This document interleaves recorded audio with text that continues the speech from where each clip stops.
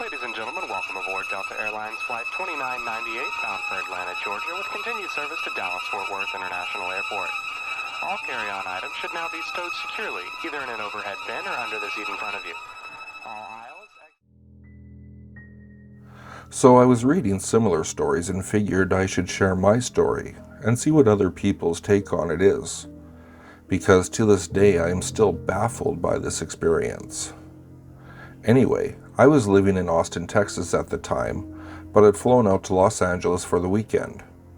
My friends put on a yearly music festival at a biker bar out around Joshua Tree. Just a relatively small thing, where most of the attendees are also musicians, and everyone knows each other, so we drink, heavily, for 3 days or so. By the end of it, you tend to need at least a week to recover. So I was flying back to Texas, wildly hungover and miserable and completely drained.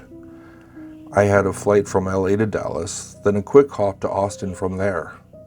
I was seated by the window on the left side, where there were only 2 seats. Seated in the aisle seat was a middle-aged woman, totally unremarkable, just your average Texan mom. We made polite small talk for a few minutes, but I really felt like doing nothing but curling up in a ball against the wall and passing out. So shortly after takeoff, I put in my headphones and started to watch a movie on my iPod until I fell asleep. Throughout the movie, I thought I noticed her trying to look over my shoulder and watch the movie too, and then mumbling something like, "Oh great, just ignore me." This happened several times, but I convinced myself I was just misreading her. Eventually, I noticed her furiously scribbling writing in the margins of a beat-up leather-bound book.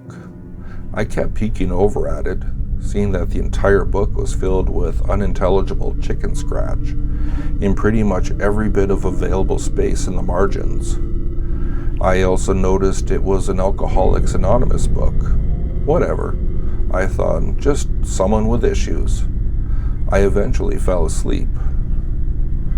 Wake up, landing in Dallas. People start getting off the plane. Lady makes 0 effort to start packing her things up or get ready to go. She keeps sitting there scribbling in her book. As I said, I am wildly hungover and kind of cranky, and have no patience for anything that's prolonging the time I have to spend on an airplane. It gets to our row, and it's her turn to move into the aisle, and again, she does not move at all. The rows behind us now start to leave. I finally say, "Hey, I've got a connection to catch, so I have to get moving here," gesturing towards the aisle and standing up. She laughs, shakes her head, looks up at me and goes, "Oh no, you aren't going anywhere." I was so confused. My mind was not at its sharpest that day. I responded with, "I assure you, I am going somewhere. I'm getting off this plane, now." She shook her head again and said, "But you promised me you'd never leave me." Now other people who are leaving the plane are looking at this exchange, also baffled, and I make eye contact with a few people, giving them that "can you believe this" look, before just shoving my way out of the row, saying, Nope, I certainly never said that. I'm leaving now." As I edged past, she sighed and said, "Well, I guess I gotta go with you then," at which point she stands up behind me, leaving her purse and book and all her belongings on the plane, and follows me out. All through the tunnel and through the terminal and up the escalator, this woman follows at my heels, grinning like a madwoman the entire time. I'm walking fast, but she's right on my heels. I didn't say anything at first, and my mind kept saying, "Why is this happening now, of all the days?" I just did not want to deal with whatever the hell breakdown this woman was having, not with the way I was feeling. I eventually get to the waiting area for the monorail to the next terminal where my connecting flight is, and she slides right up next to me, still grinning. At this point I say, Alright, seriously, why are you following me like this? Her response this time? Because I love you, and you promised me you would never be apart from me. I laughed nervously and looked around at the strangers also waiting for the train, making sure I loudly announced, "No, I did not promise you that. I have no idea who you are." The train arrives. I get on. She obviously follows. Now she's trying to hold my hand. I'm moving around the monorail car, texting the girl I was seeing at the time about what's going on, and how I'm actually kind of terrified by this woman. My phone was at 1% though, and died before I could get a response. I was actually getting severely creeped out by this woman. Her eyes were completely vacant. There was just nothing but emptiness in her stare. She didn't blink. Coupled with her unyielding grin, I was becoming sure it was only a matter of time before she snapped and proceeded to stab me or shove me down an escalator or something. She's still grabbing at my hand and following me as I shoved around the tiny train car, and I announced to the other strangers, "I have no idea who this woman is. Seriously, can anyone get a hold of security or something?" But everyone responded with silence. Nobody else wanted to deal with this either. I felt like I was the crazy one now too, making random statements to a train full of strangers. We finally got to the other terminal. I near run to my gate with her right behind me still saying things like, "You can't get away from me this time." I get to the gate and spend a moment scanning the crowd. I see a woman in what looked like a police uniform waiting, and I say, "Excuse me, are you security or police? Or see this lady?" But she just shakes her head at me. Everyone in the crowd just does their best to ignore us. You would be amazed at how hard it is to find security or police in a damned airport these days when you really need them. Finally, I go up to the desk and shamelessly interrupt the agent standing there. Doing my best to maintain composure, I put on a half smile and explain to them, "Hi there. So this woman standing right next to me here, I have no idea who she is, and she's been following me for quite some time." Both the agents laugh. The male one makes a comment like, "Oh, long vacation, huh?" "Seriously, what can I help you with?" The crazy lady laughed with them, rolling her eyes at my absurd assertion that I didn't know her. I chuckled, shook my head, and said again, "No, I mean it. I have no idea who this woman is." They finally saw the desperation in my eyes and the seriousness of my tone, and their smiles faded. Can we see your boarding passes?" I handed him mine. She produced hers from her pocket as I continued explaining. She was on my previous flight. She even left her purse on that plane, all the way in the other terminal. The agents speak with themselves off to the side for a moment, while I completely ignore the woman, just swatting away her hand as she tries to hold mine for the 100th time. The agents make a few quick hush calls and then come back over and just say, "Come with me." They immediately whisk me through the door and slam it on my pursuer, and I'm loaded onto the plane about 10 minutes before any other passenger. As a stream of staff filters by, each one offering a new apology. Eventually, the rest of the passengers get on, and they all shoot me glances as they pass my row, some of sympathy, some of sheer confusion. The man who sits behind me asks me, "Hey man, what was that?" I give him the brief version and he tells me, "She had a complete and total meltdown the second you got on the plane. Screaming, tearing her hair out, pounding her feet. They took her away in handcuffs. You really didn't know her?" Nope, I didn't. To this day, I still wonder all the time what the hell was going on with that woman. I barely even had told this story to many of my friends because it's just so unbelievable. I never received any other information about the incident, never learned who she was or why she thought I promised her anything, let alone eternal companionship and love. To this day, when I think about the look in her eyes when she said, "You promised me you'd never leave me," my skin crawls. So effing weird.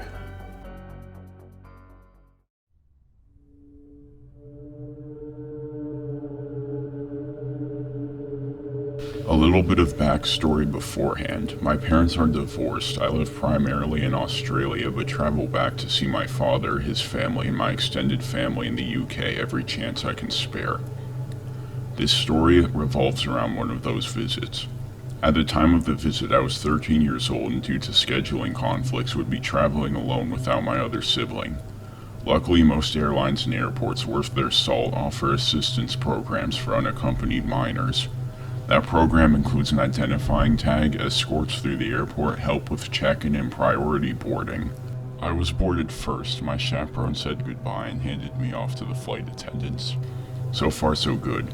Nothing of any real significance happened for the first few hours of the flight, but I couldn't help but feel a little uneasy. I kept feeling the sensation like someone was watching me, but every time I glanced around I couldn't see the source. I chalked it up to being a little nervous about flying alone and tried to watch some in-flight movies to calm myself down. The next significant event was when I got up to pee. Now something caught my eye that hadn't before. There was a man about 4 rows back in the middle aisle seat who was staring at me.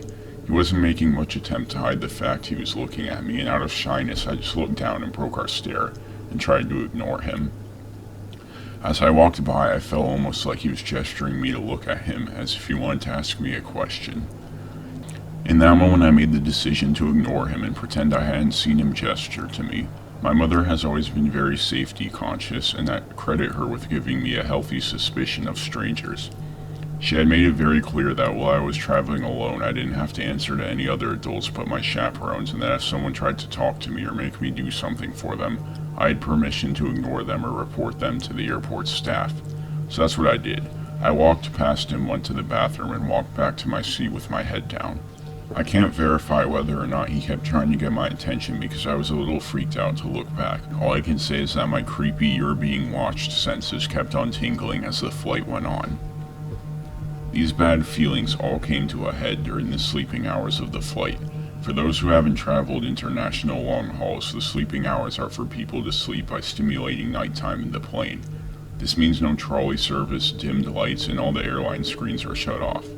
I was very groggy and sleep deprived at the time. I probably should have tried to get some rest, but I couldn't get comfortable and was just trying to ride out my time watching movies.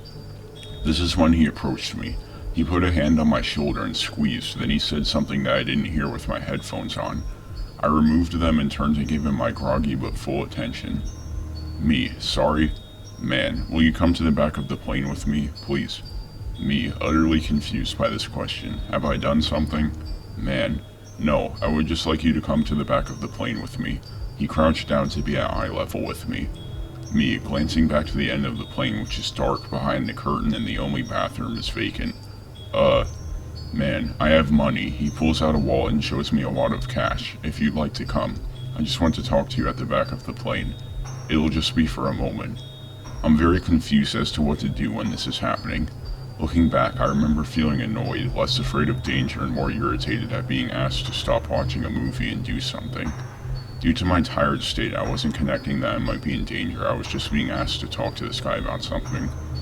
I wonder if he might have convinced me with a little more prodding, but luckily he didn't get any further.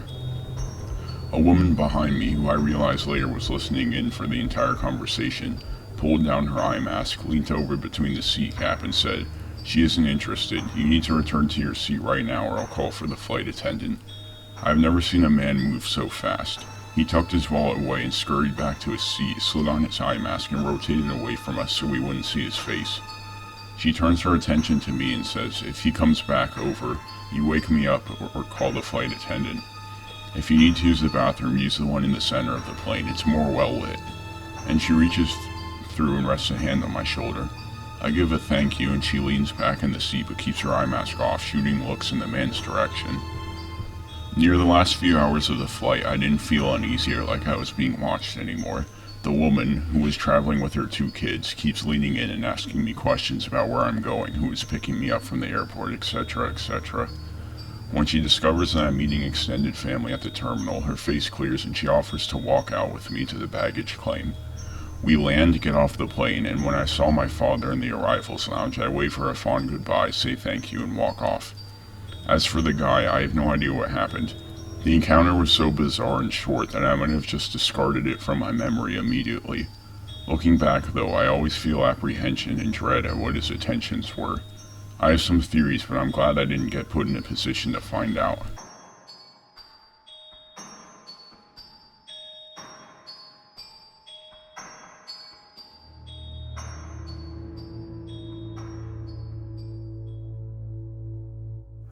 My brother has worked on the road for many years now. He has a job assignment and goes to that job site for a month or 2, then moves on to the next place. When his next job was in California during the summer, he offered me to come stay with him for a month, and I was thrilled. Plus, I got to fly on an airplane for the first time, although it was by myself. I was 15 and my parents drove me to the airport and walked me all the way through security up to my gate. My flight wasn't straight to California though. There was a layover where we switched planes 90 minutes after the initial flight. This didn't seem like a big deal to me. My dad warned me of pickpocketers and my mom said to keep track of time and not to miss my second flight. So I boarded the plane and took my seat. A few minutes before takeoff, a man in a suit, probably in his late 30s, approaches and takes the seat next to mine. There were 2 seats on each side of the plane. He noticed I was nervous and struck up a conversation. At first, I was relieved to have a slight distraction from what was going on. We exchanged first names and he asked where I was headed. I didn't tell him which city, just that I had a layover. His destination was a layover city that the plane was stopping at. He then asked if I was alone, and he kept directing the conversation back to why I was alone, trying to get details on where I was going and who I was meeting. The relief of the conversation was quickly replaced with anxiety. The look in this man's eyes, his demeanor, and his seeming preoccupation with my current absence of adult supervision gave me chills. He kept on talking and eventually said, "Hey, when's the plane lands, I'll help you get to your next gate. It can be really confusing having to go through security and leaving the building to come back in where you need to go." This statement sounded odd to me, but I didn't have time to think about it. The pilot announced that we would be landing shortly. We landed and the pilot announced that the runway traffic was busy, so we would remain parked for about 30 minutes before we could unload at the gate. The man handed me his cell phone, a crappy cheap track phone, and said, "I'm going to go to the bathroom. Give your mom a call. Let her know you'll be okay." I called her and kept the conversation very brief. "Mom, there is a creepy guy talking to me, and he's trying to get me to leave the airport. I'm going to run away to an officer where the plane pulls in," and hung up. We got off the plane. I had my carry-on in hand, and the man is walking directly behind me. He says he has to pee again and heads into a bathroom and says to wait for him. The only thought in my head was, this is my chance. Run. Run now. So I sprinted across this massive airport until a security guard, TSA, whoever stops me, and I ask how to get to my gate and show my ticket. The man escorts me to a trolley that drives me seriously half a mile away to another section of the airport. I find my gate and locate another officer. I explained my situation to him and he waited with me for an hour until my plane boarded and I was on my way to California. I was creeped out at the time, but as the years went by, I realized just how bad it could have been if I had let that man talk me into leaving the airport with him. When I called my mom back from California, she said the guy called her from the same number about an hour after I did. He tried to say that I left my bag. I hadn't, and wanted to know what gate I was at so he could return it to me. She declined and said, "I'm calling the police."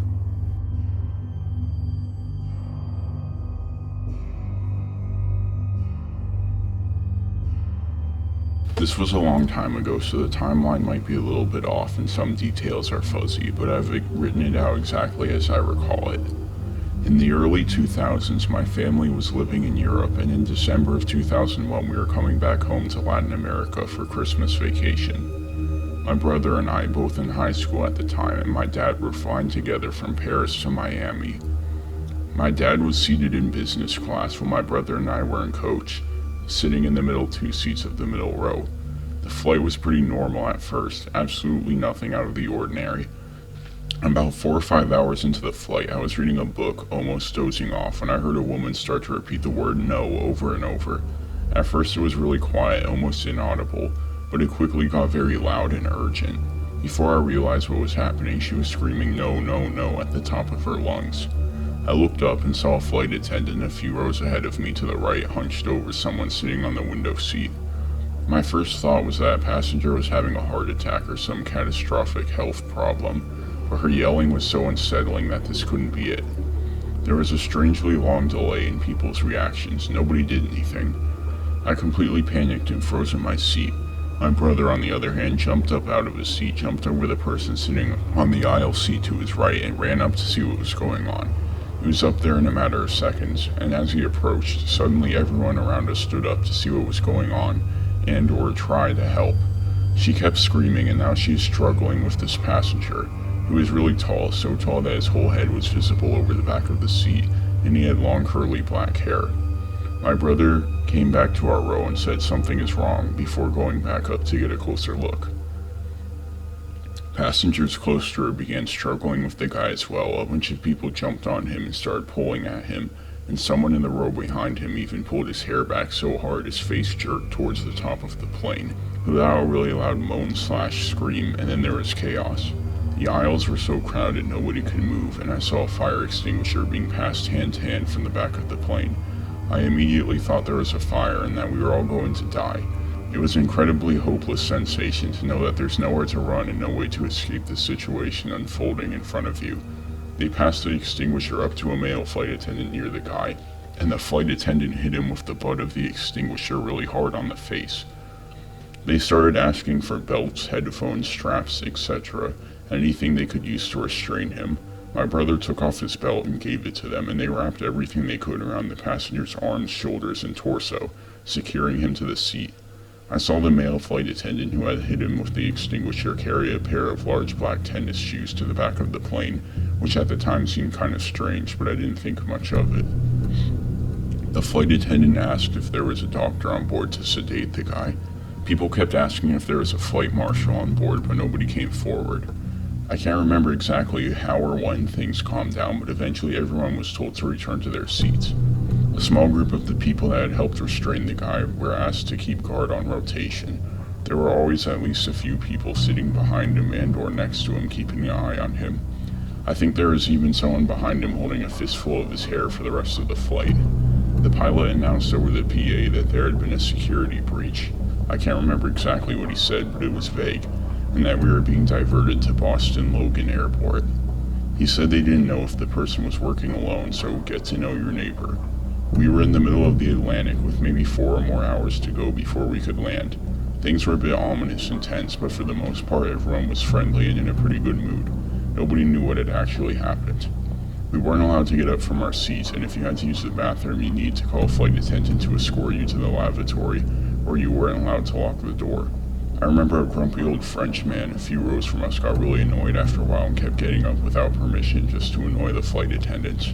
They were not happy. After a while, they put on the movie Legally Blonde to distract passengers. My brother and I went up to business class to talk to my dad. Apparently they didn't hear the extent of the chaos back in coach, and they were all going about business as usual, pun intended.